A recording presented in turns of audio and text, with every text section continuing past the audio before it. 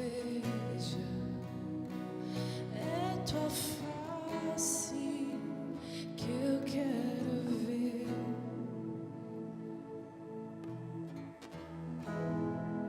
Não importa o que eu faça, só no teu amor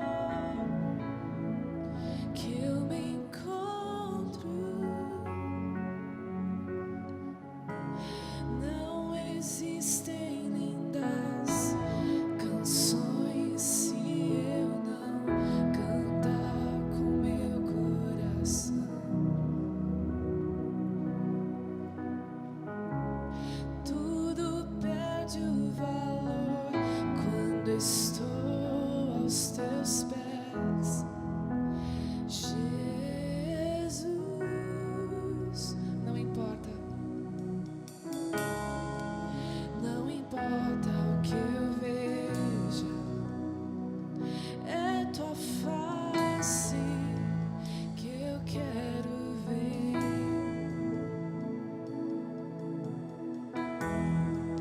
Não importa o que eu faça, só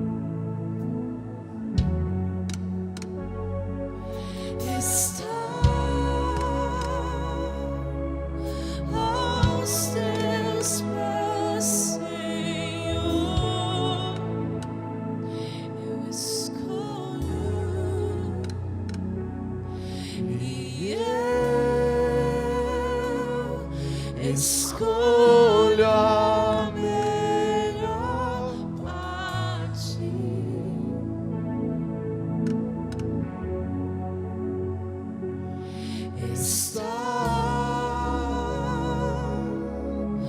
aos teus pés, Senhor. Nada importa mais. Nada importa mais quando estou diante do teu trono. Não há nada que eu queira mais que a tua presença. Tua presença, nada importa mais quando estou diante do teu trono. Não há nada que eu queira mais que a tua presença, tua presença,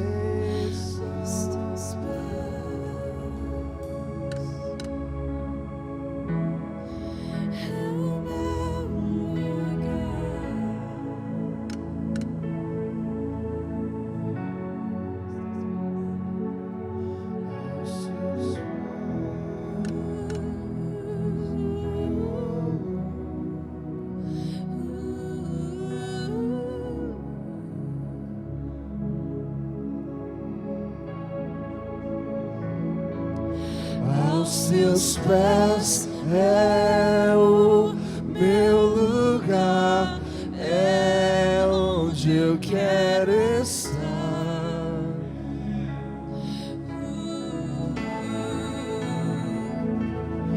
Aos teus pés é o meu lugar, é onde eu quero estar.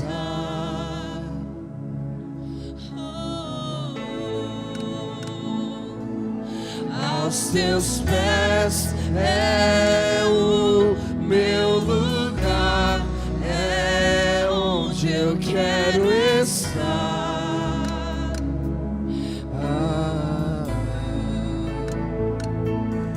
Aos teus pés é o meu lugar, é onde eu quero estar.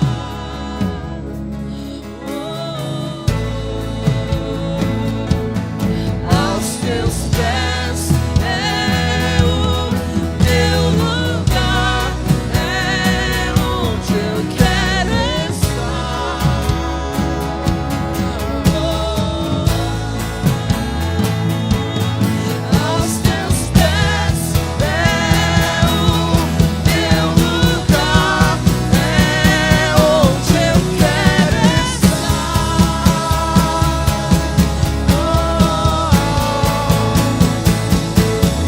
Aos teus pés é o meu lugar, é onde eu quero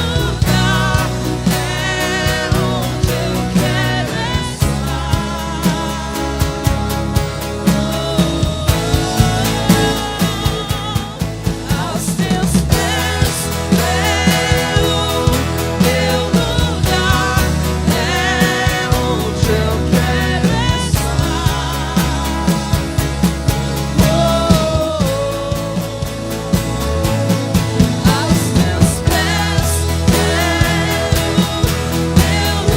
lugar,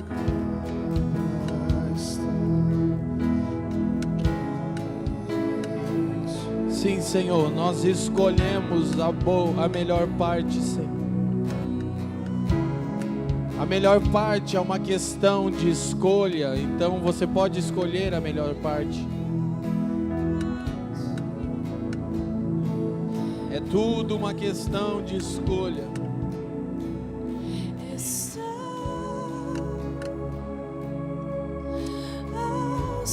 É tudo uma questão de escolha.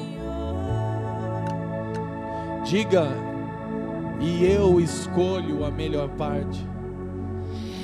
E eu escolho a melhor parte.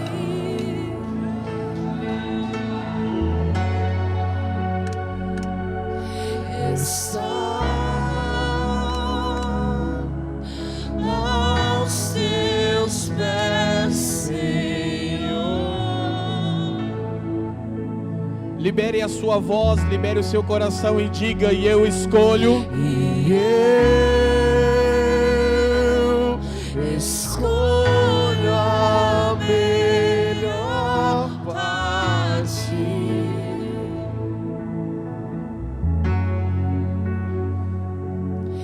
Está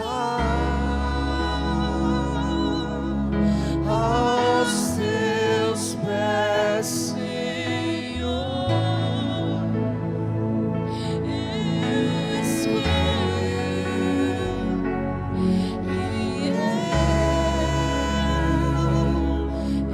Escolho a melhor parte.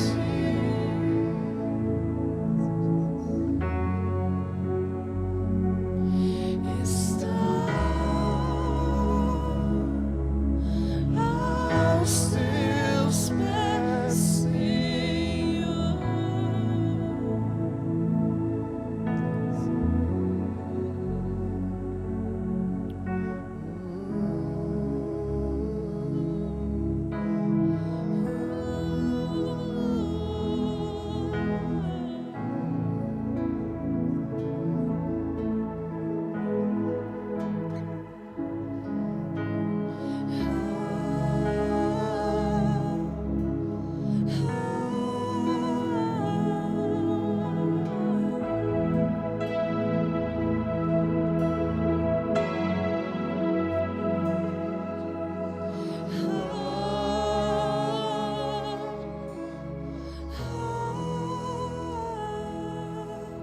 Obrigado, Senhor. Obrigado, Senhor. Te damos graças. Então, relembrando algumas coisas, somos chamados, somos comprados para o sacerdócio, ministramos ao Senhor, aos santos e ao mundo, e estamos falando acerca das funções primordiais do sacerdote, que é adorar e interceder, o equivalente a cultivar e guardar. Eu pensei que conseguiria falar nessa segunda sessão sobre uma nação santa, mas vai ser praticamente impossível. E eu acredito que seja melhor a gente deixar bem claro um fundamento sobre o reino de sacerdotes do que eu tentar avançar e não deixar claro nenhuma coisa e nem outra. Não quero fazer isso. Então, intercessão fala da nossa natureza, ok? Intercessão fala de sermos colocados dentro daquilo que Deus está fazendo. Intercessão é o meio pelo qual nos tornamos cooperadores de Deus, ok? Então, parte do sacrifício de Cristo, o sacrifício de Cristo foi para resgatar o cosmos, toda a ordem criada. Então, a morte de Jesus não tem a ver apenas com salvar os homens, não é isso. O trabalho de Cristo foi um trabalho intercessório, foi a reconexão do céu com a terra. E uma vez que Cristo ascendeu aos céus, Ele nos deu o seu Espírito para que nós sigamos com o trabalho que Ele iniciou. Isso é o Evangelho, é a boa nova de que Deus está resgatando o cosmos. A Escritura diz que Deus amou o cosmos de tal maneira. O cosmos, palavra grega para mundo, é toda ordem criada. Jesus não morreu para salvar um indivíduo. Jesus morreu para salvar o universo. Todas as coisas serão reconciliadas, estão progressivamente sendo restauradas. E a intercessão é o meio pelo qual Deus está reconciliando consigo mesmo todas as coisas. E isso é bem primordial para que possamos entender essa verdade. Vá a Efésios capítulo 1 agora, por favor.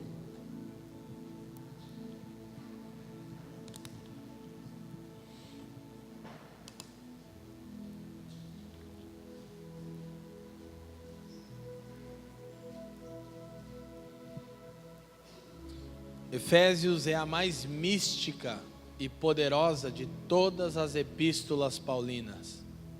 É a minha preferida também. É a preferida dos presbiterianos também. Eu, bem no fundo, eu sou um presbiteriano.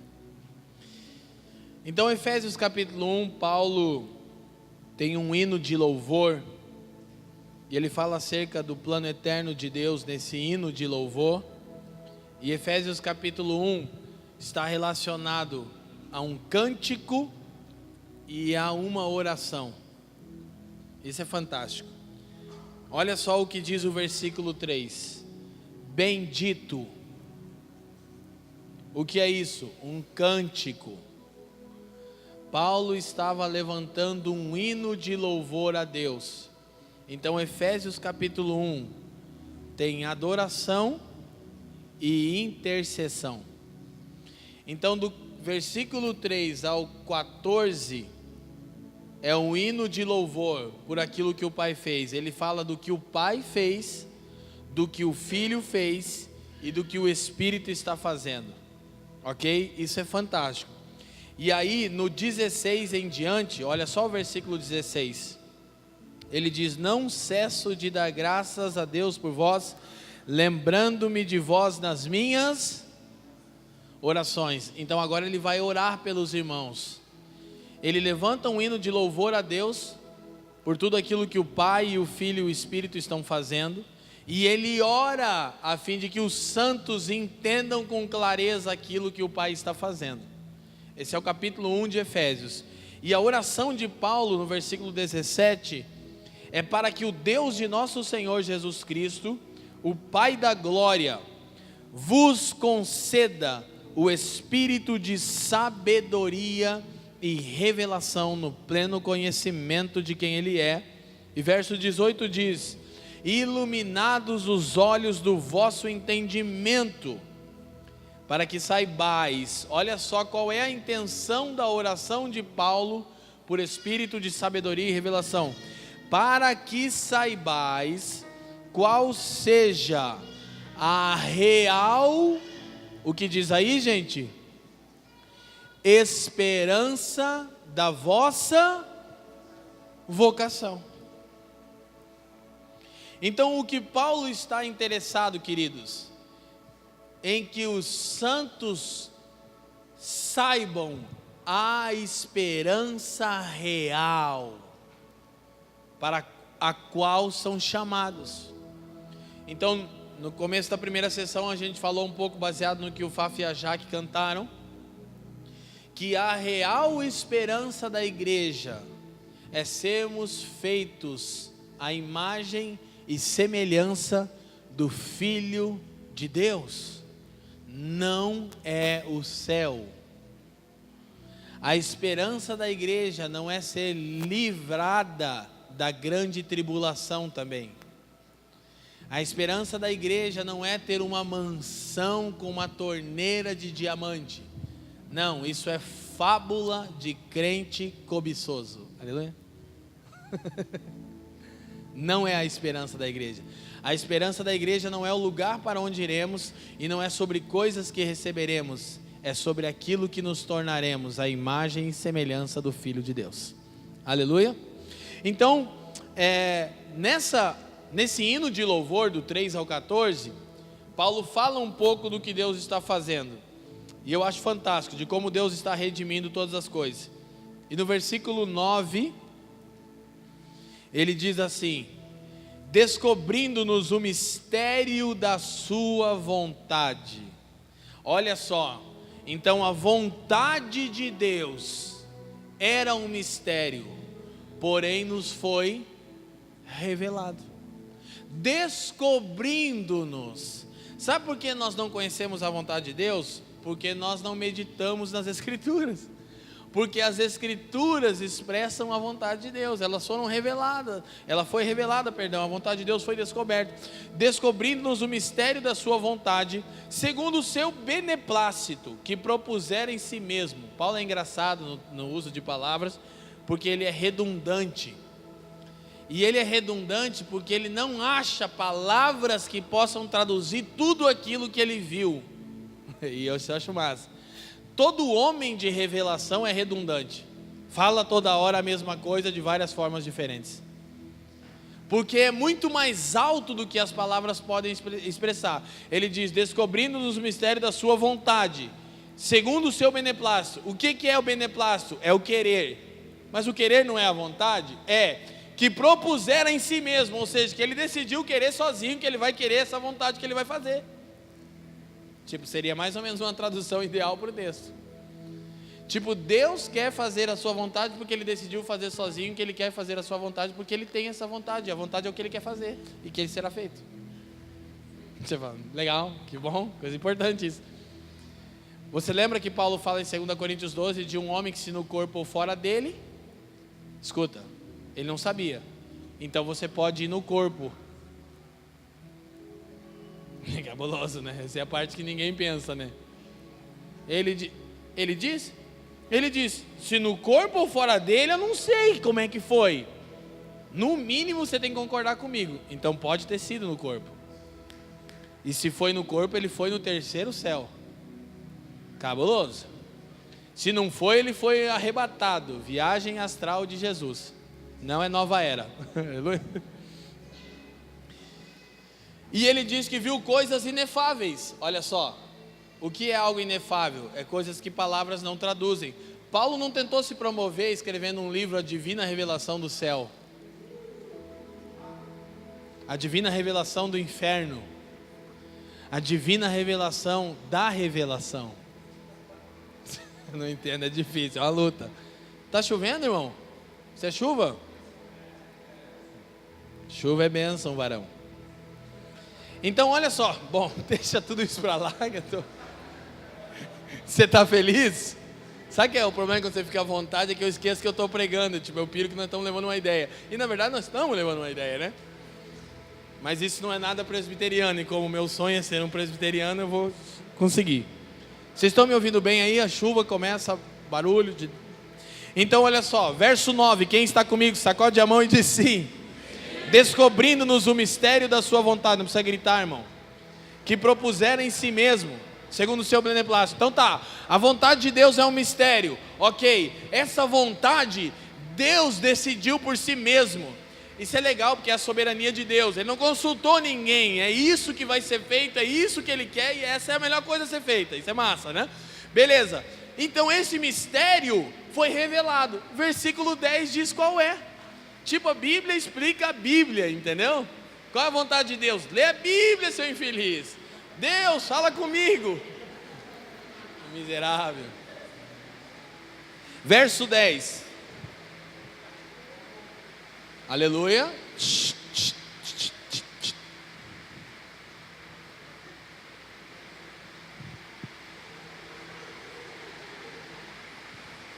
Versículo 10 de Efésios 1. Vamos lá? A vontade de Deus qual é? De tornar a congregar em Cristo todas as coisas, diga todas as coisas, na dispensação da plenitude dos tempos, tanto as que estão nos, bom, lê para mim, as que estão nos céus, como as que estão na terra. Então qual é a vontade de Deus, gente? Fala para mim, qual é a vontade de Deus? Qual é a vontade de Deus? Olha aqui. Juntar céus e terra. Como ele cumpre a sua vontade? Eu ia chegar lá, a pastora já estragou minha mensagem agora. Eu ia dar uma volta para falar isso. Estou brincando. Qual é a vontade de Deus? Unir céus e terra. Mas escuta uma coisa. Gente. Agora é para ela o coraçãozinho. Coraçãozinho para você. Para você, isso para você. É ela. Vou fazer coraçãozinho toda hora que vocês conversarem. Fala. Isso, por isso a principal oração sacerdotal. Olha que coisa doida. Os crentes são meio loucos da cabeça. Crente é um povo estranho. Você percebeu que crente é um povo... Tipo assim, Jesus... Os caras falaram, Jesus, como é que a gente tem que orar? Sacerdote ora. Ele disse, tá bom, vou ensinar. É assim, Pai nosso que estás no céu, você está no céu, nós estamos na terra. Temo aqui, né? Como diz o outro, temo aqui. Então vocês oram assim, santificado seja o teu nome. Venha! Não é nós que vamos, é Ele que vem. Mas os crentes querem morar no céu. Não consigo entender, eu juro que eu já tentei, não consigo. E daí lá em Apocalipse, Deus vem a cidade, vem todo mundo, mas não queremos ir. Estou conseguindo entender isso? É porque o evangelho que a gente crê é fábula. Só que é uma fábula tão gostosinha e bonitinha, uma historinha no País das Maravilhas, que a gente quer. Mas o evangelho de Jesus é trampo, é trabalho, aí nós não queremos. O lance é que Deus vai unir céus e terra. Então céus e terra vão ser um só lugar. Então você vai morar no céu, morando na terra. Aleluia, glória a Deus. Só que sabe qual que é o lance? É que é o nosso trabalho puxar o céu para a terra. Porque o que Jesus fez? A mesma coisa. Ele veio do céu para a terra. Nós vamos da terra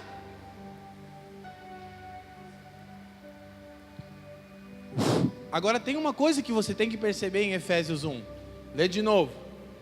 A minha versão, ela diz assim, é a versão original, tá? Não tem problema se a tua diz diferente. De tornar a congregar todas as coisas. Daí a Bíblia explica o que são todas as coisas. Todas as coisas celestiais e todas as coisas terrenas. Ok, gente? Sim? Então, se Deus vai tornar a unir, por meio da intercessão, céus e terra, significa que em algum momento, céus e terra já foram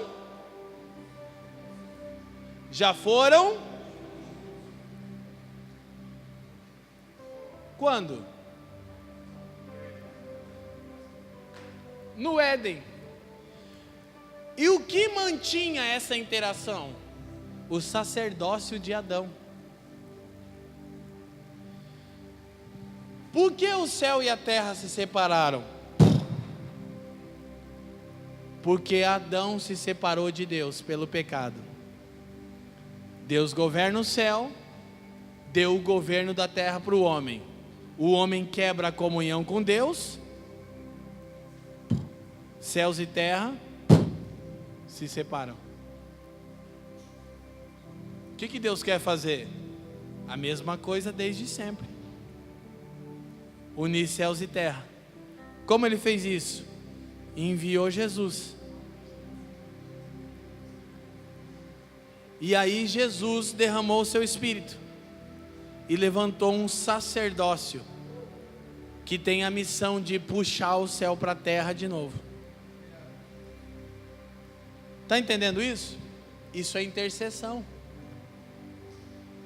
Então, repito, Deus só ouvirá as orações que você está disposto a ser a resposta delas. Porque se você identifica uma situação na qual carece de uma intervenção do céu, só tem um jeito disso acontecer: através de você. Quem está entendendo? É luta, irmão, é prova, trabalho. Agora, sabe qual é a coisa boa? Deixa eu falar isso. Nós oramos e não intercedemos. A gente pode até orar, mas intervir nós não queremos. E nós vemos a oração como as coisas que nós podemos pedir ao Senhor. Aí nós falamos: Deus, melhora meu salário, Deus. Eu tenho sido fiel. Senhor, eu queria tanto trocar de carro. Senhor, eu também quero, mas sabe o que eu vou fazer? Eu vou trocar de carro. Eu não fico orando para trocar de carro. Eu não gasto meu tempo de oração para trocar de carro. Se eu quero trocar de carro, a matemática é básica. Eu posso trocar de carro? Posso, então eu troco. Eu não posso, então eu não troco. Simples assim, entendeu? Então, nós, quando entendemos, aí você vê uma situação que precisa da intervenção do céu. Aí você pensa: mas eu estou cheio de problema também, estou cheio de coisa que eu precisava que resolvesse. A intercessão resolve. Mas como é que eu vou resolver essa situação? Simples, se coloca nessa situação para ser a intercessão. Aí o que vai acontecer? Deus vai mudar aquela situação, mas Ele vai mudar através de você. E Ele vai liberar o seu poder através de você. E quando o seu poder passar por você, Ele te cura. Quando sair de você, Ele transforma a situação. E daí você descobre que esse é o meio que Deus te provê, quando você se preocupa em prover outro. Entendeu? É a intercessão, porque toda a realidade do céu tem que passar por você. E quando ela passa por você, ela te cura, te transforma, te supre. Quando sai de você, ela muda a situação ao seu redor. Quem está entendendo, diga sim. Então, esse é o desafio que nós temos: tomar a nossa posição de intercessores. Agora, uma vez mais, Efésios 1:10, de tornar a congregar em Cristo todas as coisas na dispensação da plenitude dos tempos, tanto as que estão nos, como as que estão na. Colossenses capítulo 1, por favor, vá 2 livros para frente, nas páginas amarelas da sua Bíblia, aquelas que estão coladas uma na outra. Colossenses capítulo 1.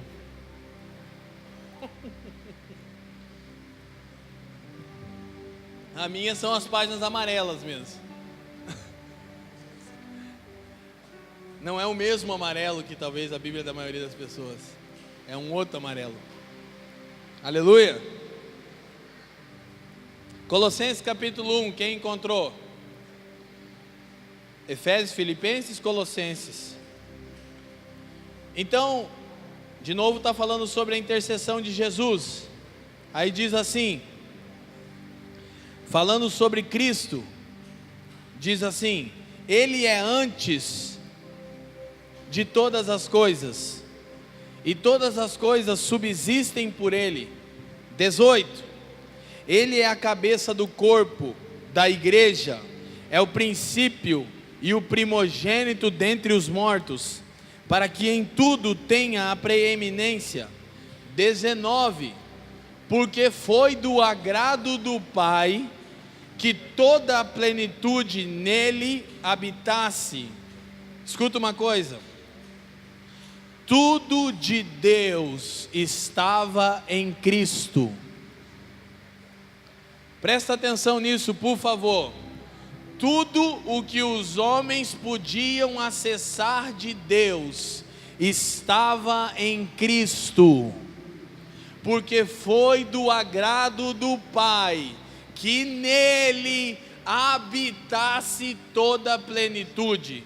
Escuta uma coisa: Jesus, ser humano, carregava a plenitude de quem o Deus Todo-Poderoso é. Tudo de Deus estava em Cristo, ok? Guarda isso. Verso 20, quem está comigo diga sim. e que, havendo por ele feito a paz, pelo sangue da sua cruz, por meio dele, reconciliasse consigo mesmo todas as coisas, tanto as que estão quando eu paro, você lê em voz alta, tanto as que estão na terra, como as que estão nos céus. Olha o que Efésios 1:10 diz, que a vontade de Deus, o plano secreto de Deus, que foi revelado, é tornar a congregar. Então, se ele vai tornar a unir, obviamente segue-se que céus e terra já foram o mesmo lugar. E em Colossenses diz que ele vai reconciliar. Se ele vai reconciliar céus e terra, significa que um dia céus e terra já foram conciliados. Matemática básica. Então, não é nós que vamos para o céu, é o céu que vem. É o que diz Apocalipse capítulo 21, do verso 1 ao 4, e você deveria anotar. Agora escuta, tudo isso por meio da intercessão. Tudo isso por meio do nosso sacerdócio, que tem como sumo sacerdote Cristo, obviamente, o grande intercessor. Agora escute, presta atenção. Curiosamente, isso é só uma curiosidade, eu não falo isso como uma doutrina, mas é uma curiosidade que eu encontrei, eu acho interessante, no mínimo interessante. Efésios fala que Deus vai tornar a unir céus e terra. Colossenses fala que Deus vai tornar a unir terra e céus. Sabe o que eu gosto de pensar? É que os céus já fizeram um movimento para a terra, Cristo. Agora a terra precisa fazer um movimento para os céus, a igreja. Curiosamente, onde a igreja vai encontrar com o Senhor? Nos ares.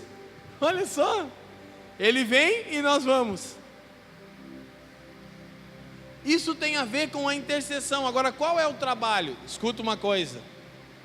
O nosso sacerdócio diante de Deus serve para recuperarmos a nossa autoridade. Qual foi a autoridade que Deus deu ao homem? De dominar e sujeitar a criação. Sim ou não, gente?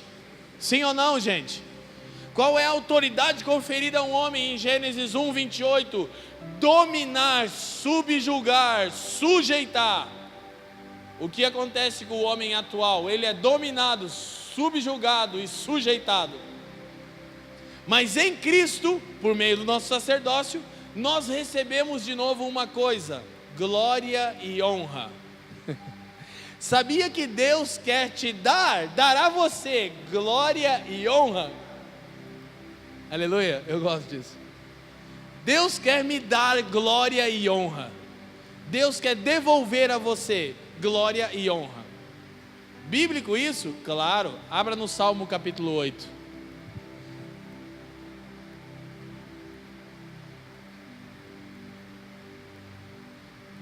Esse clima de Garanhuns é uma benção, irmão.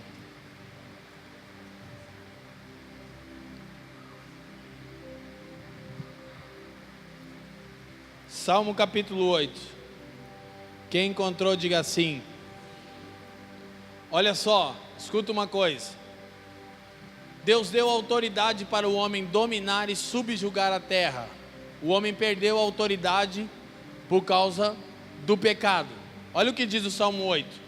Vale lembrar, se nós temos estudiosos da Bíblia aqui, é bom, que o Salmo 8 é um salmo messiânico, fala sobre o Messias.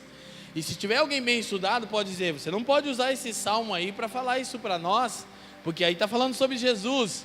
Claro, se alguém pensou isso, que eu acho que não, mas seria bom, eu ia ficar feliz, quer dizer que você lê Bíblia. Aí eu te respondo com a resposta óbvia: é por isso que Jesus é o primogênito.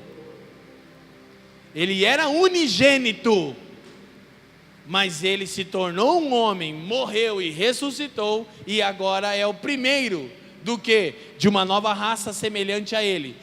Segue-se que tudo que é verdade sobre o Messias, é verdade sobre o povo do Messias. Então olha o que diz o Salmo 8, versículo 4: quem é o homem mortal para que deles te lembre? E o filho do homem para que o visites? 5: pois pouco menor do que os anjos o fizeste, de glória e honra o coroastes, fazes com que ele tenha domínio sobre as obras das suas mãos.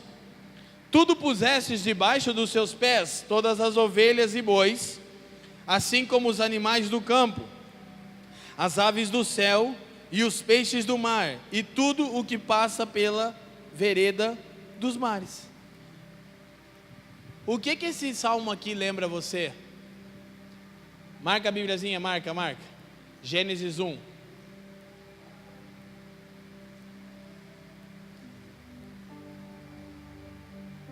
Versículo 26. Disse Deus: façamos o homem à nossa imagem e semelhança, conforme a nossa semelhança. Domine ele sobre os peixes do mar, sobre as aves do céu, sobre o gado, sobre a terra, sobre o réptil, sobre o que se move. 28. E Deus abençoou e disse: frutificai, multiplicai-vos, enchei a terra, sujeitai-a, dominai sobre os peixes do mar, sobre as aves dos céus e sobre todo animal que se move sobre a terra. O que está acontecendo no Salmo 8? É uma lembrança do que Deus deu a Adão e por causa da desobediência ele perdeu. Então Cristo se fez Adão, Cristo se fez homem, o último Adão. 1 Coríntios 15, 45 diz isso. 1 Coríntios 15, 45. 1 Coríntios. Pensa num cara chato, irmão. E pensa num cara que não tem problema em ser um chato e que cara feio é fome. Pensa num cara que não está nem aí porque os outros pensam. Irmão, eu não estou jogando conversa fora. Anota, cara. Não é porque eu estou falando, é porque as escrituras, anota, velho. Eu sei que tem gente que está lendo a Bíblia aqui hoje mais do que leu o ano passado inteiro, mas isso vai mudar. É triste, não é para rir não, irmão. Tem uma piada da minha mãe, pastor, que ela disse que tem que rir para não chorar. Tem gente que já leu a Bíblia ontem e hoje mais do que leu no ano passado inteiro. Daí não entende: ai, minha vida não dá certo. Claro, fica assistindo o Big Brother e quer que alguma coisa mude. Pelo amor de Deus, cara. Então, gente, deixa isso pra lá. Essa é a minha parte, nada presbiteriana. Minha parte pentecostal meio legalista, assim. Gente, o sacerdócio nos devolve o que nós perdemos. O que nós perdemos? Glória e honra. O que é glória e honra? Imagem e semelhança. Você sabe o que é autoridade? É poder legal de representação. Foi isso que nós perdemos no Éden. Autoridade é poder legal de representação. Jesus disse: é-me dado toda a autoridade. Escuta uma coisa: se toda a autoridade foi dada a Jesus, não sobrou nada para o diabo. Para de dar poder para o capeta, irmão. Tem gente que tudo é o Satanás, já viu? É o demônio, está furioso. É por isso que eu fico zoando com os irmãos. Cai o copo, cai. Ixi, olha aí, é o capeta. Está se levantando. Irmão, toda a autoridade foi dada a Jesus. E se toda a autoridade foi dada a Ele, não sobrou nada para o diabo. E sabe qual é a notícia boa? É que Ele diz: e eu vos dou autoridade. O que é autoridade? Direito legal de representação. É assim: você e eu não somos nada, mas nós representamos aquele que é. Então, isso para subjugar por meio da intercessão, para mudar situações, para preparar a terra para a vinda da Nova Jerusalém, para trazer, para puxar o reino. Venha a nós o seu reino, seja feita a sua vontade na terra como é no céu. Quem está me entendendo, diga assim. E é por meio do sacerdócio que a gente recebe de novo glória e honra, direito de representação. E aí eu posso subjugar todas as coisas. Por quê? Porque eu represento o Criador de todas as coisas. Aí você começa a entender uma coisa: por que a criação se submetia a Jesus?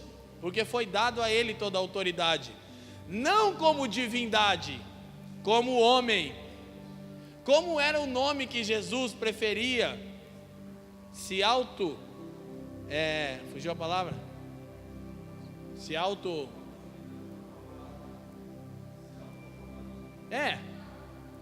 Enfim, como que era?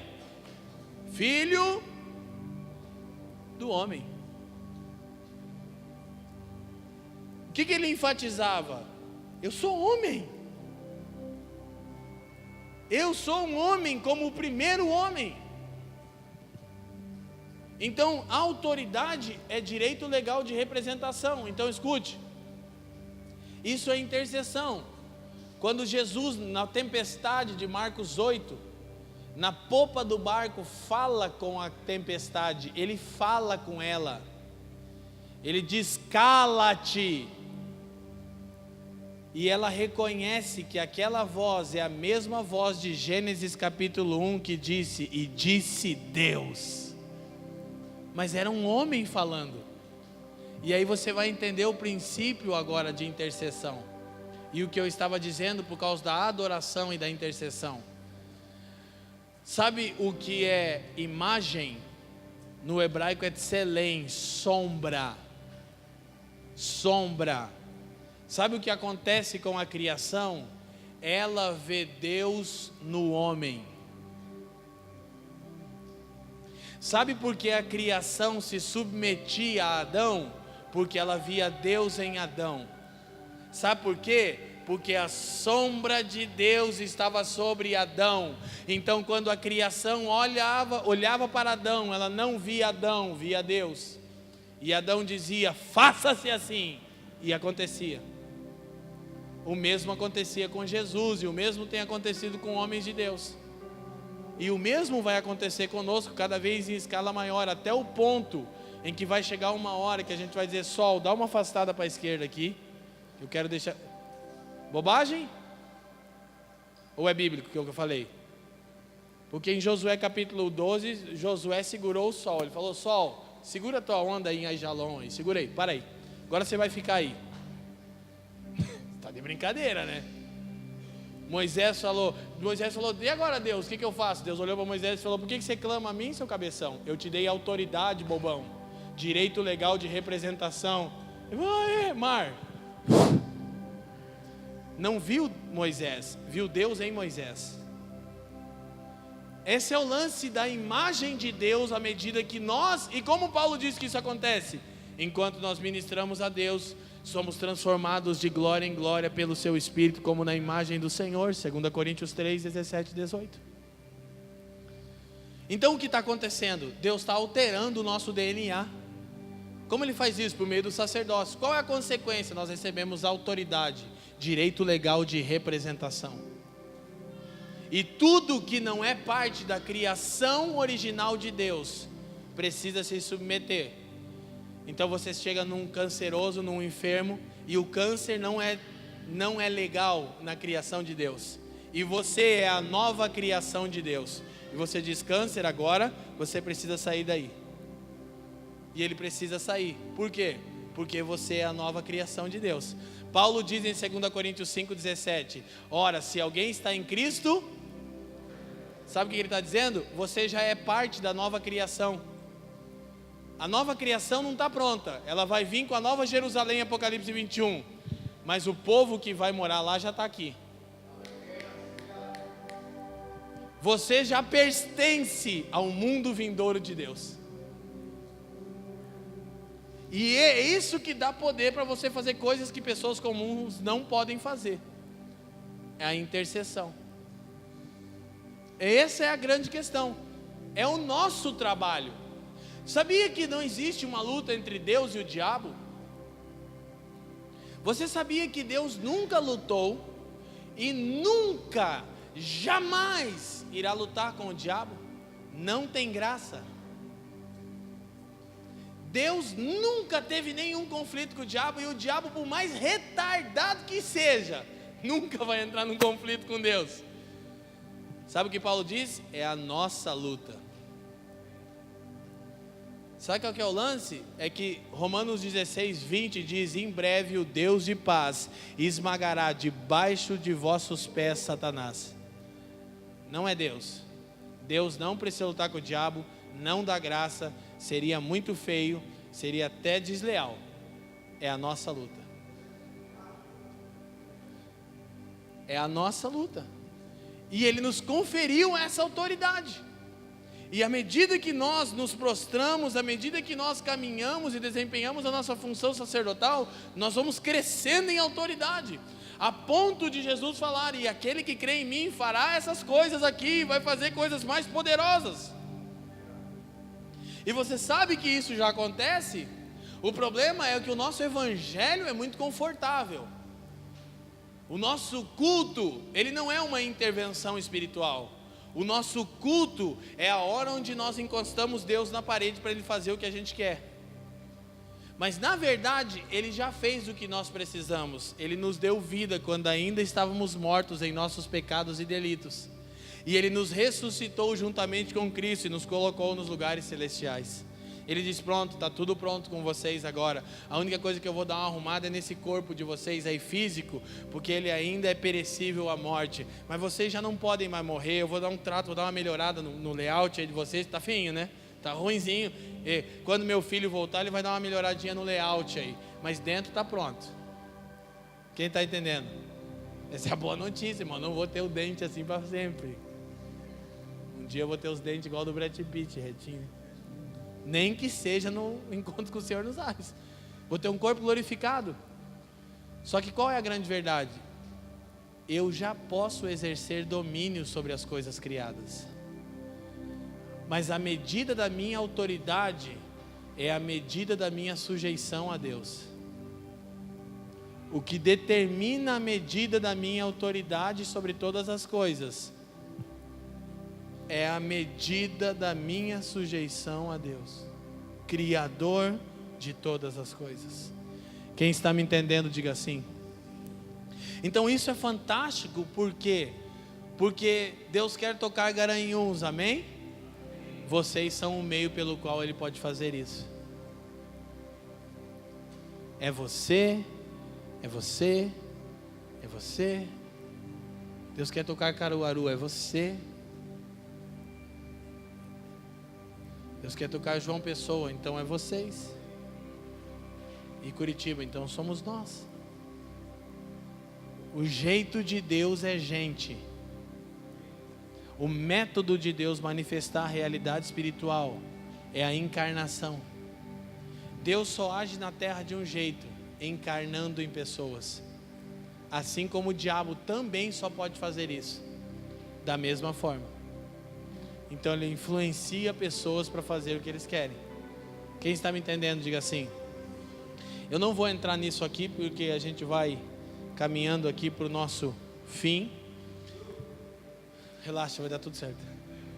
Mas deixa eu te falar uma coisa bem rápido. Anota os textos, eu vou te falar alguns textos e depois você lê. Efésios 2, 1 e 2, anota aí. Efésios 2, 1 e 2. Aí você anota Apocalipse capítulo 13, versículo 16. Apocalipse 13, 16. Aí agora você anota Deuteronômio capítulo 6, versículo 8. Pegou? Deuteronômio 6, verso 8. Recapitulando, Efésios 2, do 1 ao 2, Apocalipse 13, 16, Deuteronômio 6, versículo 8. O que esses textos falam? A gente não vai abrir agora para a gente ganhar tempo. Escuta. Lá no final das Escrituras, em Apocalipse, quando Deus vai julgar a grande Babilônia, que é a junção de todas as nações rebeldes contra Deus, os que pertencem a esse sistema de coisas vão ser marcados. Onde eles serão marcados, gente? Onde eles serão marcados? Na testa. Bom, gente, bom dia, tudo bem? Vamos tentar de novo. Onde eles serão marcados? A Bíblia chama isso de marca da... Deus vai, para com isso. Daí o que a gente fica? A marca, o chip da Motorola. Como é que é? Tem o chip é o primeiro que surgiu? O Mondex. O código de barra da sua camiseta é o Satanás. O símbolo da Coca-Cola virado contra o sol. Alô, diabo. Esse é o mais ridículo de todos que já inventaram. Eu só lembro desses, né? Que esses são os campeões, né? O símbolo da Coca-Cola virado contra o sol é meu, é luta meu, é prova, irmão. Alô, Satanás. Mas a Coca-Cola é o diabo mesmo, irmão. Sabia? Que ela está matando você. É verdade. E se você é de fato fiel ao Senhor, você pararia de tomar refrigerante. Que é uma coisa difícil que a gente está fazendo.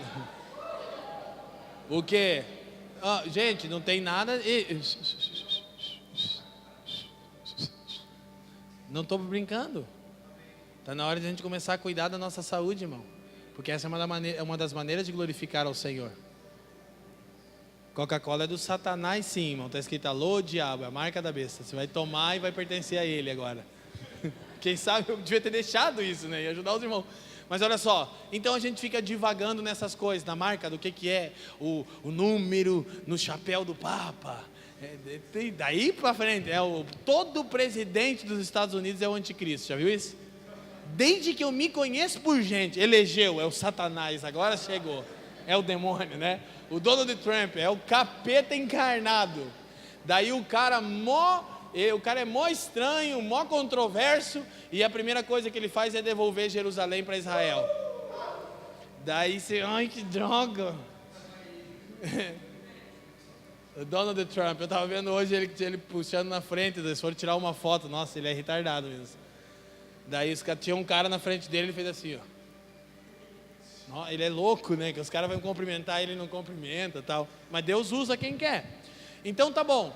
Gente, o que é essa marca da besta? Ela é na testa e na mão direita.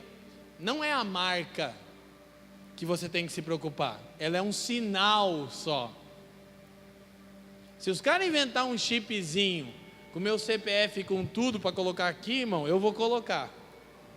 Calma, tá? Porque qual a diferença que é eu usar um aparelho ou estar aqui? Tipo assim, pagou uma conta, tá devendo, chama os homens. Aí agora, quando você fala que vai colocar, os irmãos escandalizam. Olha, dentro de vocês eu vi, o evangélico que mora em você faz assim, se tiver um chip eu coloco. Ele é o Satanás, pastora, desliga o microfone dele agora. Gente, que besteira. Que besteira. A gente é muito bobo, para com isso, cara. É a Apple, não morda a maçã. Não é isso, sabe o que é o sinal? É onde? Na testa e na mão direita, sabe por quê? Porque padrão de pensamento modela comportamento. E comportamento autoriza intervenção espiritual. Os 3 textos que eu dei para você vai ler e vai ver que eles explicam isso. Agora só escuta. Padrão de pensamento modela comportamento. Braço direito, isso é comportamento. Mão na Bíblia são suas obras, suas ações. Sua testa é sua mentalidade, cabeçudo. E padrão de pensamento modela comportamento, e comportamento autoriza a intervenção espiritual. Ou seja, céus e infernos só podem atuar na terra por meio dos homens. Por quê? Porque é uma lei que Deus estabeleceu. Então, olha só, por que em Apocalipse todos os que pertencem à grande Babilônia vão ser julgados, são marcados antes? Porque quando Deus foi colocar seu povo na terra prometida, no texto que eu já mencionei de Deuteronômio capítulo 6, Deus olhou para eles e falou: agora vocês fazem o seguinte, vocês vão atar a minha palavra por frontal entre os vossos olhos. Aí você sabe o que um judeu ortodoxo faz? Ele usa uma caixinha de couro aqui, com os textos da lei de Deus. É um símbolo de que o que modela a forma dele de pensar é a escritura. Sabe o que mais ele faz? Ele amarra um negócio aqui, chamado filactério, no seu braço, junto ao seu coração. Sabe o que é o lance? É que a marca da besta é no braço direito, que são ações que não estão relacionadas ao coração. Mas o judeu usa filactérios no braço esquerdo. Por isso diz: te pus como um selo sobre o meu coração. Deus é que inventou essa coisa da marca. A marca da besta é uma réplica da marca de Deus.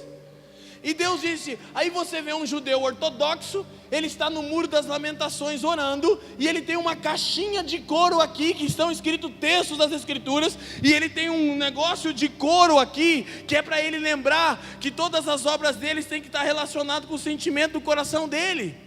Padrão de pensamento modela comportamento e autoriza a intervenção espiritual, ou seja, diz quem atua através de mim, o capeta ou Deus. Quem está entendendo, diga aleluia. Deu uma pane aí, Daniel? Daniel é ligeiro na faca na bota. Quem está entendendo, diga assim. Isso é intercessão. Intercessão não é oração gritada. Intercessão fala da nossa postura, fala do nosso posicionamento correto.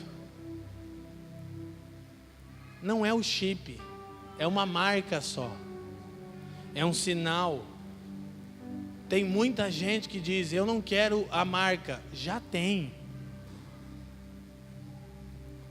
Sua forma de pensar e seu estilo de vida já dizem quem atua em você e através de você, ainda que você jure ser um crente.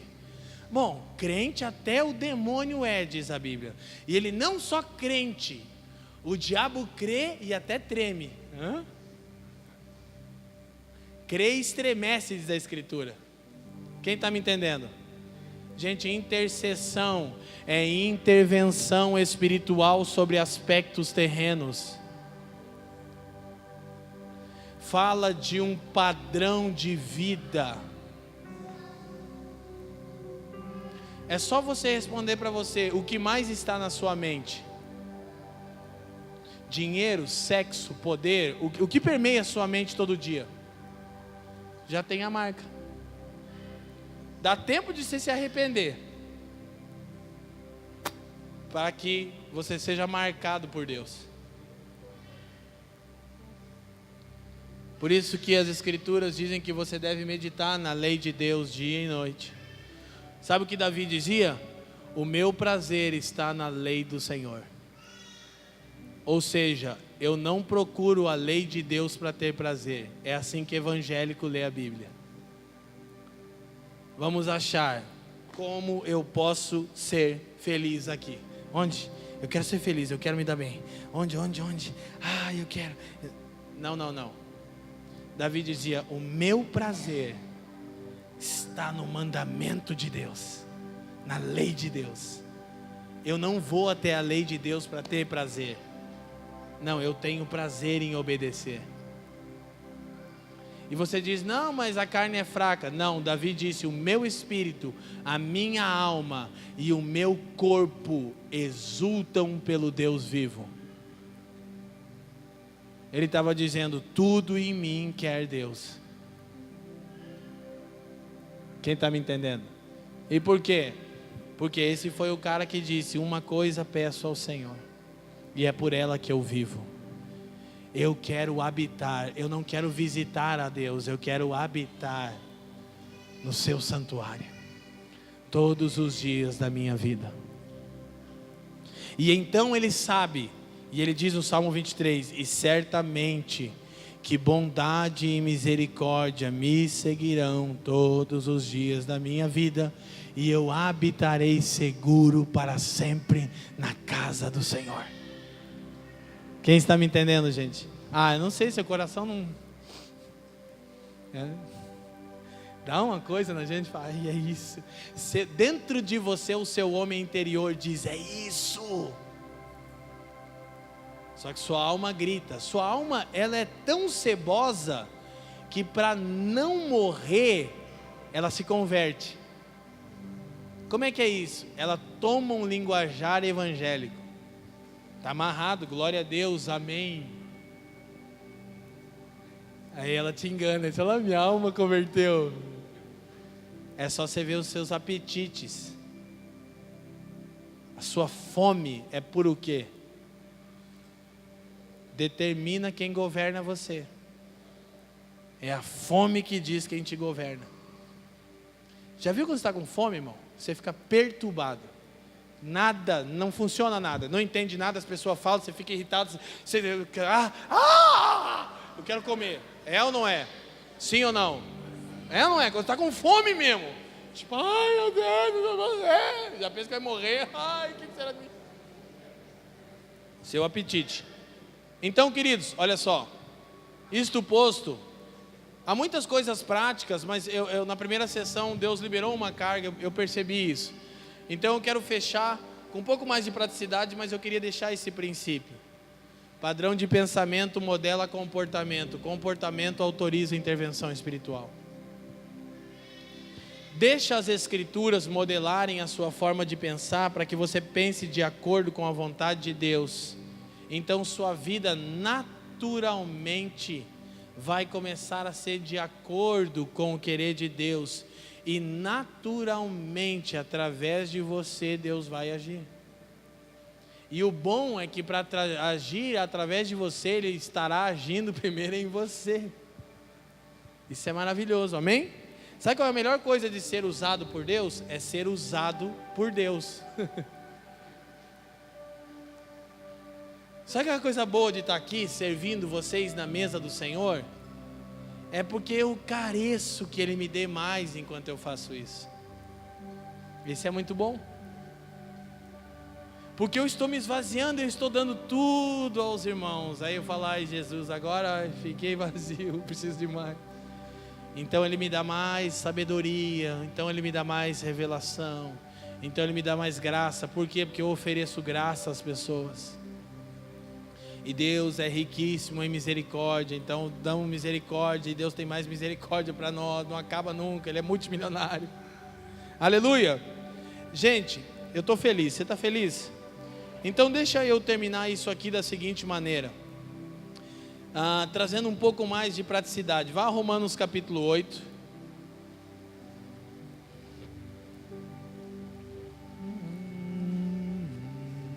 Romanos 8. A chuva tá top, né, gente?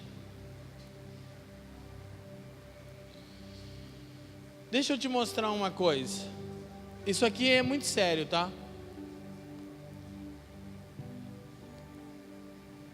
Você sabe o que a intercessão traz consigo?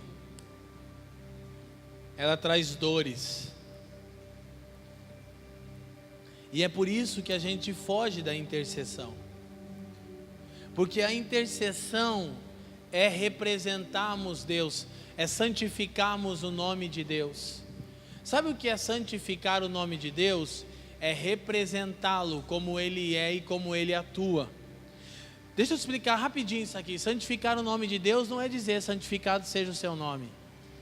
Quando Deus falou com Moisés uma vez, Ele falou, Moisés, fala aí para a rocha sair água aí. Aí Moisés estava estressado, lembra? O povo, né? O povo estressa. Aí Moisés falou, vocês querem água, seus miseráveis? Bum! Bateu na rocha, mas a rocha era um símbolo de Cristo. Saiu água? Saiu. Aí Deus olhou para Moisés e falou, deu ruim. Moisés falou o quê? Ele falou, você não vai entrar na terra. Não fala isso. Você não me santificou hoje diante do povo. Por quê? Você não agiu como eu estava me sentindo. Você que está virado, eu não. Você feriu a rocha, mas eu disse para falar com a rocha. O que é santificar a Deus? É intercessão. O que é intercessão? É representar Deus para alguém ou para uma situação. Venha a nós, Pai nosso que estás no céu, santificado seja o teu nome. Representação. Venha a nós o seu reino. Consequência da representação. O que é santificação? É representar Deus como Ele é e como Ele age. Por isso que Jesus dizia assim, João 5,19, porque o Filho não faz nada por si mesmo. Ele só faz o que vê o Pai fazendo. Por isso ele tinha autoridade, e quando ele ora em João 17, ele diz: Pai, eu santifiquei o seu nome. Eu não fiz nada que não fosse o que eu tenha visto você fazer. Quem está entendendo? Isso é intercessão, isso é santificado seja o seu nome. É você chegar numa situação e saber: Deus, como você quer ser representado por mim aqui? Aí pensa, como você tem representado o Senhor? Você responde para você e responde também: você está santificando o nome dele na sua escola? As roupas que você usa santificam o nome de Deus? As fotos no Instagram, de cima para baixo das meninas, com versículo bíblico, santificam o nome do Senhor? É isso que Deus está fazendo. Ele está despertando lascívia em homens casados. É isso que Deus faz. Aleluia.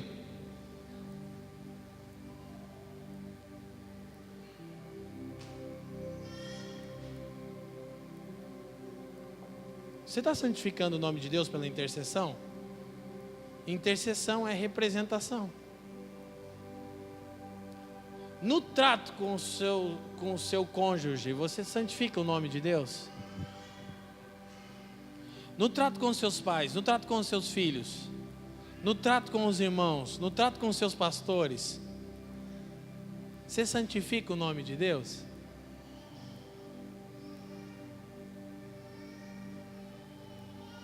Esse é o grande peso, sabia? Porque eu poderia ser só um pregador, cara. Eu poderia pregar e sair fora. A gente poderia cantar e ir embora. Mas quando alguém me para em lágrimas e fala: cara, e o pastor está me chamando que tem que tomar um café, e eu posso esperar pelo café. Por quê? Porque Jesus pararia por uma pessoa que está entendendo algo. Então quando alguém me fala, depois de 3 horas de ministração, eu estou morto, alguém diz: eu tenho uma dúvida, você pode me ajudar? Eu digo: posso. No mínimo tentar. Por quê? Porque eu quero santificar o Senhor para aquela pessoa. Stop for the one. Parando por uma pessoa. Esse é o lance. E a parada difícil é sair da intercessão mesmo. Mas Deus há de nos dar graça. Amém, gente? Então Romanos 8 fala sobre a consumação do plano de Deus. Não vou ler todo o capítulo, não vou nem explicar todo o capítulo, porque senão não vou conseguir terminar. Eu quero só que você entenda uma coisa. Fala sobre o plano de Deus realizado. Pum, glória a Deus. Aí diz assim, Romanos 8, 19. Quem está comigo diga assim: porque a ardente expectativa da criação espera ansiosamente a manifestação dos filhos de Deus. Escuta uma coisa, sabe o que a igreja espera? O Filho de Deus. Amém? Sabe o que a terra espera? Os filhos de Deus.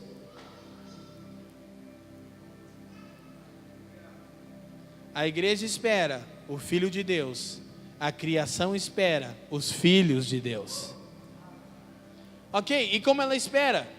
Verso 20, porque a criação ficou sujeita à vaidade, não por sua vontade, mas por causa daquele que a sujeitou.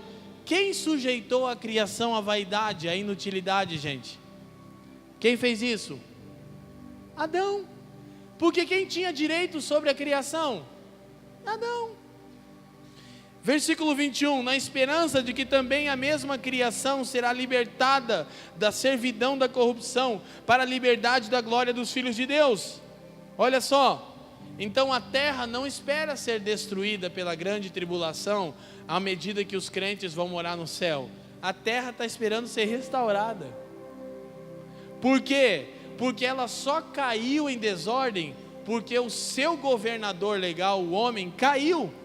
E ela sabe uma coisa: Deus está restaurando o homem. Então o que ela está esperando com vívido anseio? Eu sou a próxima. Você sabe qual sabe o que é justiça no conceito bíblico? A harmonia entre Deus e o homem, entre o homem e a criação. Isso é justiça. Sabe por que os animais são hostis? Por causa da queda, porque eles não veem mais Deus no homem. Mas sabe o que a Bíblia diz que vai acontecer na vinda do Senhor e no reino milenar? Uma criança vai brincar na toca de uma serpente. E a serpente não vai ferir a criança. E não se fará nenhum mal no Monte Santo do Senhor. Sabe o que vai voltar a acontecer? Ordem na criação. Sabe o folhetinho dos testemunhos de Jeová? Tá certo. Tem umas bobaginhas e umas heresinhas perigosinhas? Tem. Mas o finalzinho tá certo. Vai ter ordem na criação. Não tem o papo de 144 mil, balela, heresia, deixa para fora.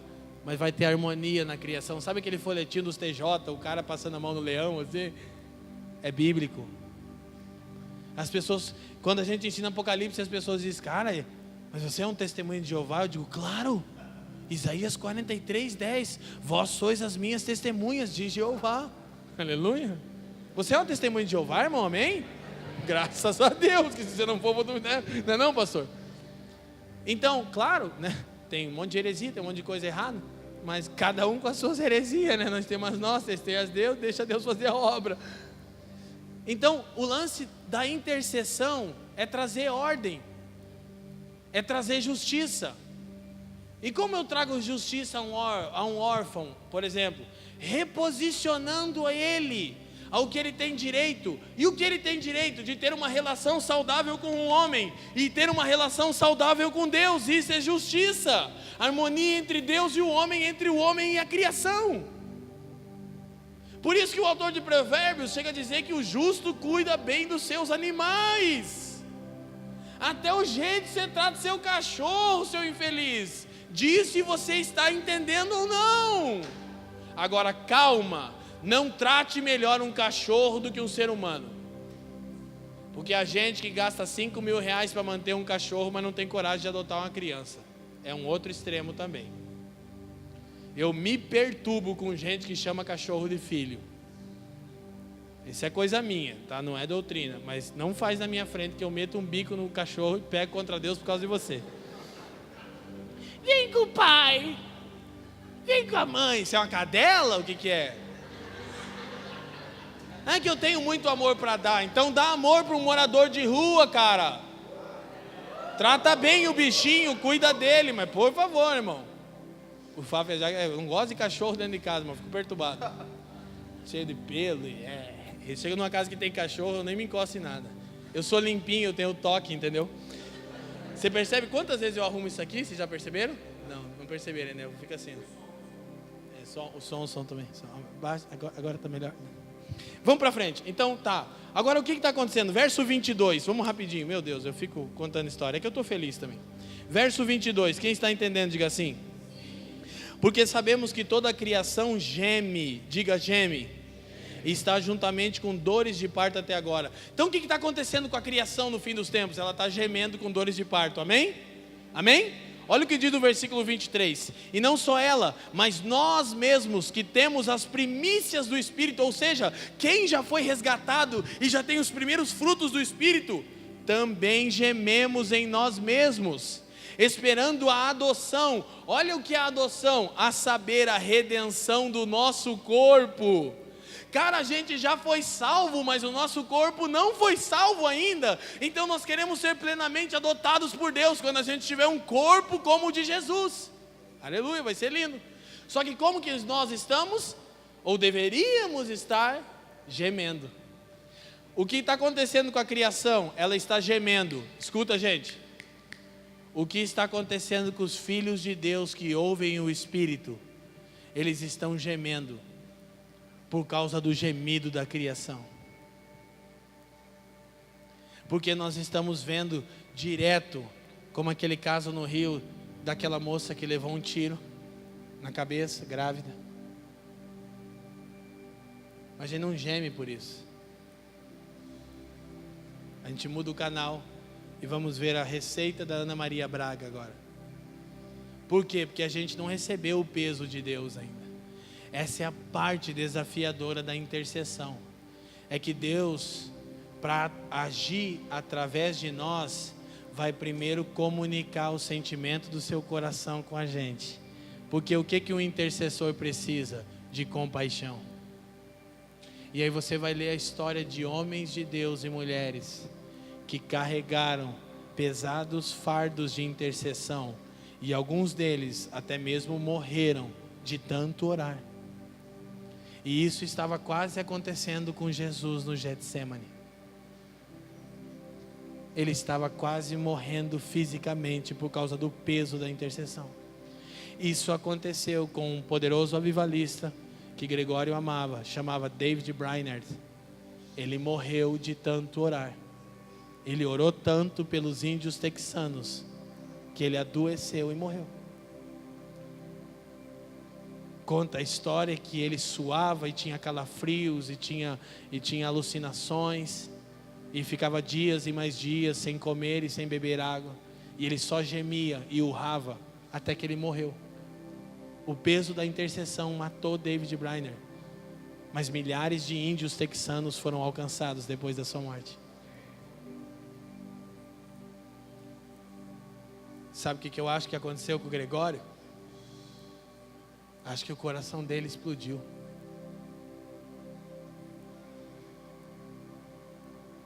O Gregório tinha 64 anos e uma saúde invejável para quem conhecia ele. E a Mônica disse que a Catarina achou ele e falou para mim, com a mão no peito e sorrindo. Eu acho que o coração dele explodiu de tanto amor por Jesus. Sei lá, eu acho. A gente está achando isso lá agora em Curitiba. Eu acho que tem pessoas que Deus vai dar tanto peso de intercessão que elas não vão suportar. E você vai ser um mártir da oração. Meu Deus, imagina. E é uma coisa que é um peso de Deus que a gente precisa receber. Então a criação geme, os filhos de Deus gemem, e tem mais alguém gemendo. Verso 26. E da mesma maneira, também o Espírito ajuda nas nossas fraquezas, porque não sabemos o que havemos de pedir como convém, mas o mesmo Espírito intercede por nós com gemidos inexprimíveis. Escuta uma coisa, qual é o quadro do fim dos tempos? A criação geme, os filhos de Deus gemem, o Espírito Santo geme. Para quê? Para dar à luz a nova criação de Deus, com a vinda do seu Filho e do seu reino. Sabe como se dá a luz? Com dores de parto. Sabe o que eu disse sobre a única oração que Deus responde é aquela que você está disposto a ser a resposta? É como eu me sinto servindo os irmãos. Qual é a coisa que mais me faz gemer e sentir dores? A superficialidade da igreja dos nossos dias. E aí quando eu vou ensinar, eu não consigo ignorar o que está dentro de mim. E tem hora que eu queria pegar você pelo pescoço e bater sua cabeça contra a parede várias vezes, até você entender. É estranho, né? Mas eu sinto essa vontade de pegar pelo cabelo. Meu Deus, você precisa entender isso. Porque não é só uma coisa que eu estou falando, é o que Deus me deu. Ele me chamou para ser um edificador da igreja, para apresentar a Jesus uma noiva pura, Aí eu podia pregar 2 palavras de 30 minutos, tudo bem, pastor Marcos não poderia reclamar. E eu iria embora cedo e descansado. Não consigo, enquanto eu não solto o que está aqui, eu não consigo. Meus amigos me conhecem, não dá. Cada vez que eu vou pregar é um parto. É literalmente um parto. Eu nunca prego assim, vamos ver o que vai rolar. Não, eu sempre estou parindo alguma coisa de Deus. Eu estou querendo dar à luz alguma coisa de Deus. Enquanto eu não vejo que essa coisa foi liberada sobre os irmãos, eu não paro. O que acontece com o meu corpo físico? Vai adoecendo. Aí Jesus fala, começa a cuidar melhor da sua saúde, que eu preciso de você ainda. Aí como é que eu chego em casa? Daqui eu vou para Minas, de Minas eu vou para São Paulo capital, de São Paulo capital eu vou para São Paulo interior. Se Deus quiser, terça-feira no fim do dia, quase 10 da noite eu chego em casa. Eu tenho um filho de 5 anos me esperando para brincar. E uma esposa cheia de coisa que ela precisa me falar. Sabe como é que eu chego? Tipo, não fala comigo que minha cabeça vai explodir. Só deixa eu deitar. Tem vezes que eu chego em casa, a Fran já liga para mim, amor, já separei a cama. Você fala que estranho, você dorme, eu durmo até o outro dia. Porque eu dei tudo e meu corpo físico não aguenta. E daí sexta-feira, 6 da manhã, bora de novo. Eu tenho quarta e quinta para ser marido, pai, pastor, presbítero, amigo e filho. Só isso. E sexta-feira, bora fazer o que Jesus me chamou. Daí quando eu estou indo, eu estou morto. Quando eu estou voltando, eu estou 2 vezes morto. Mas quando eu estou fazendo, eu estou vivo. Por quê? Porque é o que Ele me deu. Aí vai todo embora o cansaço, é igual agora. Agora eu estou tipo me sentindo o Messi. Toca em mim que eu resolvo essa coisa. Mas daqui meia hora eu vou para Recife, babando no carro. Então quem vai me levar já sabe que vai ser baba. Não, e a verdade é que eu não consigo babar, porque eu quero conversar com o irmão, eu quero ser querido, eu quero ser Deus para ele também. É uma luta, irmão.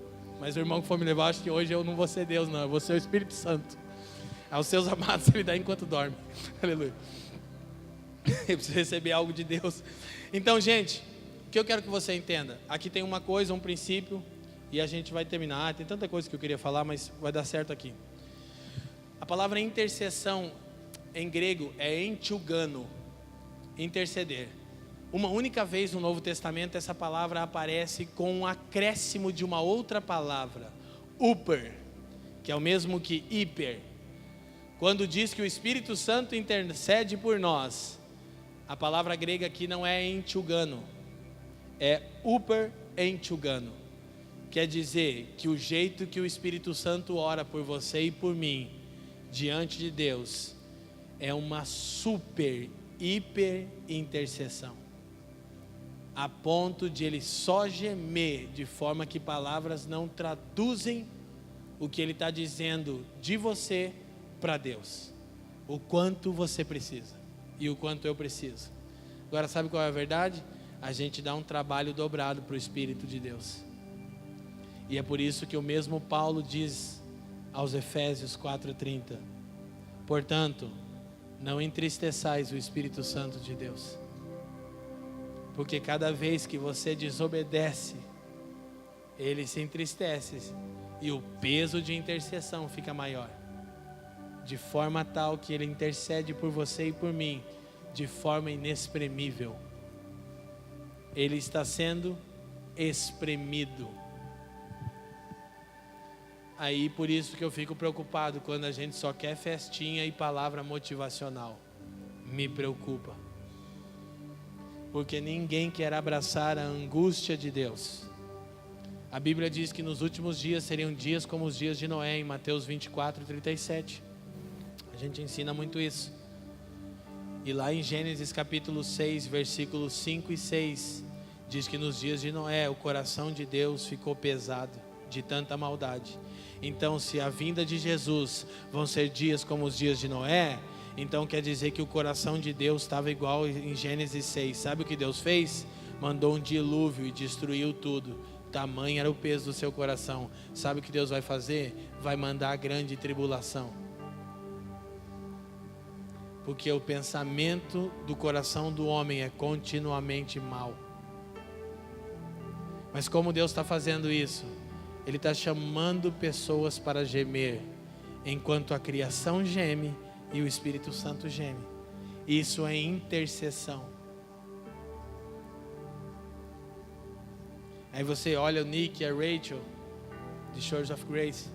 Você fala, que legal, eles têm um chamado para prostituta. Você também tem. Aí você olha a gente trabalhando com crianças. Você diz, que legal, eles têm uns chamados para os órfãos.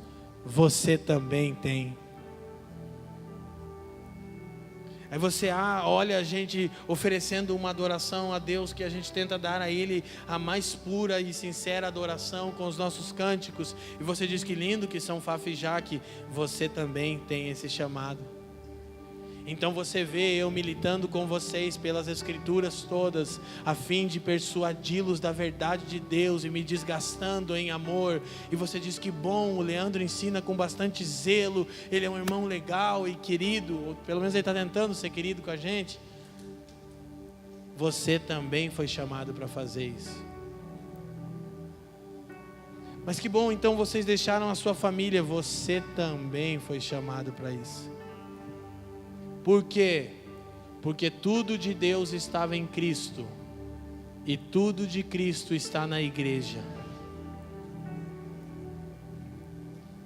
Em Colossenses, Paulo diz que Cristo é a plenitude de Deus. Colossenses 1,19, a gente leu. Lembra? Em Efésios 1,23. Efésios 1,23. Você anotando agora, eu estou fazendo. Diz que a igreja é a plenitude de Cristo. A palavra plenitude em grego é pleroma, significa totalidade. Então o que a Bíblia ensina? Tudo de Deus em Jesus, tudo de Jesus na igreja, em mim e em você.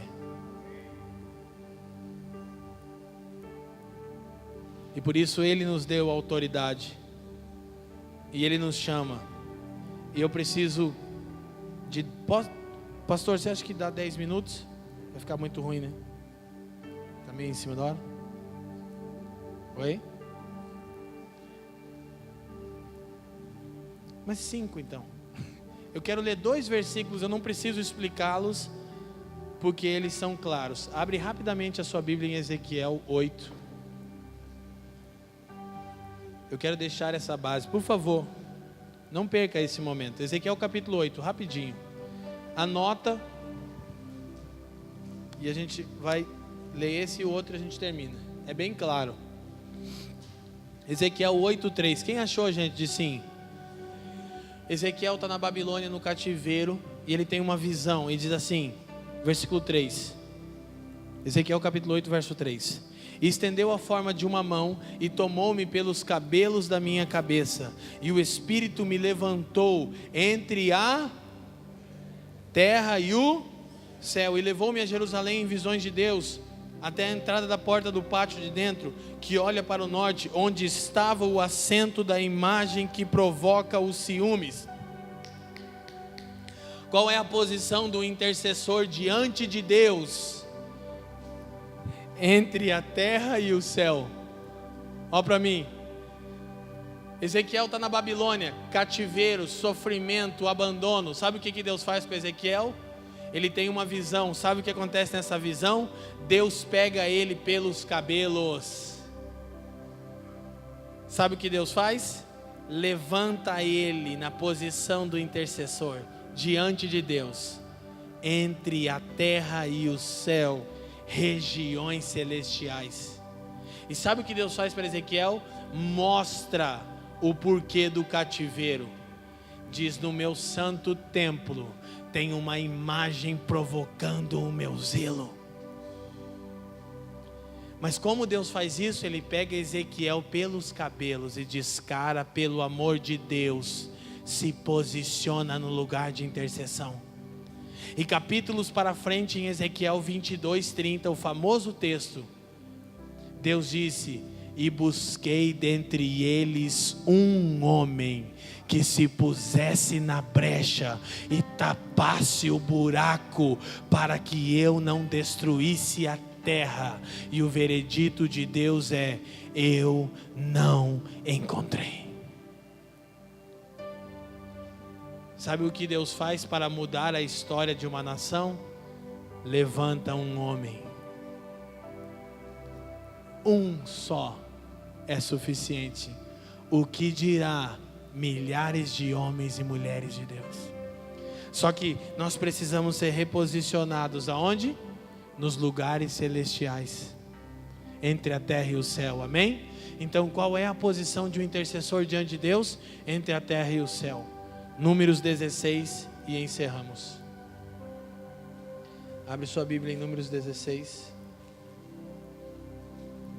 Seria até pecaminoso da minha parte não ler esses dois textos com vocês. É sério mesmo. Porque isso é muito importante. Posição de um intercessor diante de Deus, entre a terra e o céu, nos fez assentar nos lugares celestiais. A igreja é a intercessão, o meio pelo qual os céus interferem na terra. É você. Deus faz, Ele diz sim, eu vou através de você. Números 16, tem uma rebelião no arraial de Israel e começa a ter uma praga. E a praga começa a matar os homens. E diz assim, verso 41, Números capítulo 16, verso 41. Mas no dia seguinte, toda a congregação dos filhos de Israel murmurou contra Moisés e contra Arão, dizendo: vós matastes o povo do Senhor. E aconteceu que, ajuntando-se a congregação contra Moisés e Arão, e virando-se para a tenda da congregação, eis que a nuvem a cobriu e a glória do Senhor apareceu. Vieram, pois, Moisés e Arão perante a tenda da congregação. Então falou o Senhor a Moisés, dizendo, verso 45, quem está comigo diga assim: levantai-vos do meio dessa congregação e a consumirei num momento. Então se prostraram sobre os seus rostos. Verso 46, e disse Moisés a Arão, depois você lê em casa, Apocalipse capítulo 8 vai falar a mesma coisa que você vai ler agora, de como as taças vão ser cheias de incenso e Deus através da igreja vai trazer o juízo contra toda a impiedade. Deixa eu te falar uma coisa, a igreja vai passar a grande tribulação sim, por uma razão óbvia, é ela que vai trazer a grande tribulação sobre a terra para julgar a grande Babilônia. Amém? E você vai ver muito claro isso em Apocalipse 8. E olha o que diz, ele diz a Arão, toma o teu incensário. Isso é tudo Apocalipse 8, é poderoso. E põe nele fogo do altar, e deita incenso sobre ele, e vai depressa à congregação e faz expiação por eles, porque já grande indignação saiu da parte do Senhor, já começou a praga. E tomou o Arão como Moisés tinha falado, e correu ao meio da congregação, e eis que já a praga havia começado entre o povo, e deitou incenso nele, e fez expiação pelo povo. Escuta, verso 48, e estava em pé, entre os vivos e os mortos, e cessou a praga. Qual é a posição de um intercessor diante de Deus? Entre a terra e o céu, lugares celestiais. Quem está posicionado aqui, ganha uma posição entre os homens. Entre os mortos e os vivos. Escuta o que eu quero dizer com isso. Sabe o que Arão fez? Deitou incenso no incensário, que são as orações dos santos, Apocalipse explica. Sabe o que ele fez? A praga vinha matando pessoas, 14.700 homens morreram naquele dia. A sua Bíblia diz que Arão correu na frente do povo com o incensário, pastor Marcos. Parou, a praga vinha matando os homens, ele correu e fez uma linha divisória com a fumaça do incenso. E parou naquela linha divisória com o incensário. Cessou a morte. E ele ficou em pé, oferecendo intercessão entre os mortos e os vivos. E o que Deus está dizendo para um intercessor que está nos lugares celestiais entre a terra e o céu: você decide quem morre e quem vive.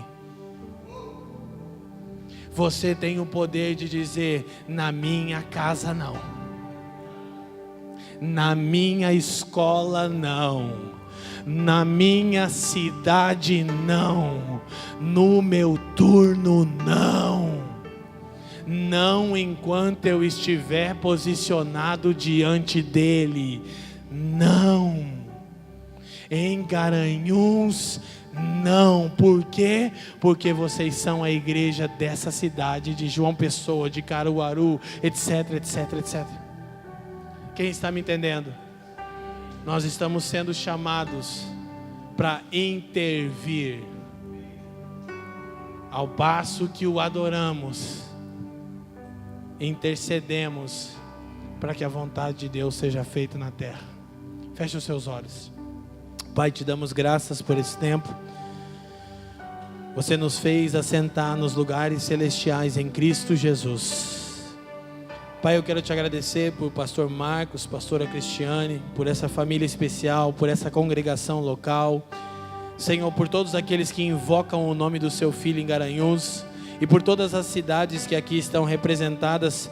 Pai, eu te agradeço porque você está liberando o seu Espírito de uma forma especial. Você está nos dando clareza da sua vocação, da nossa vocação. Você está nos dando espírito de sabedoria e revelação. Você está aquecendo os nossos corações com compaixão. Você está nos enchendo de amor pelos perdidos. Você está nos enchendo de zelo pela sua vontade, Pai. Pai, eu quero te pedir que você continue fazendo isso.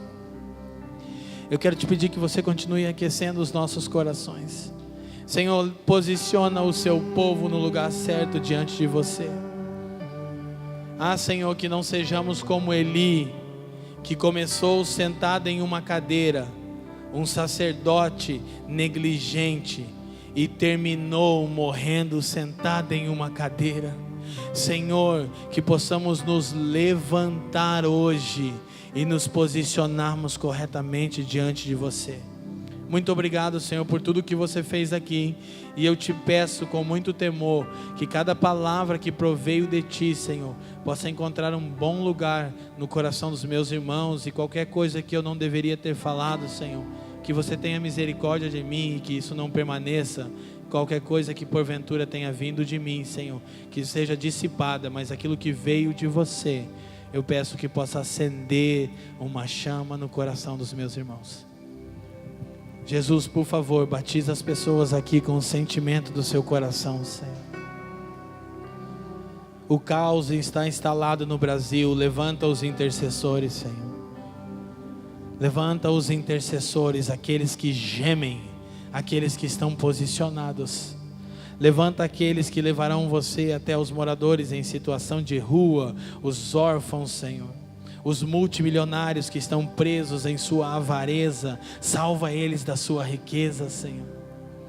Senhor, por favor, nos posiciona diante de você. Nós oramos no precioso nome do seu Filho. Amém e amém. Pastor, obrigado. Obrigado, irmãos. Deus nos abençoe.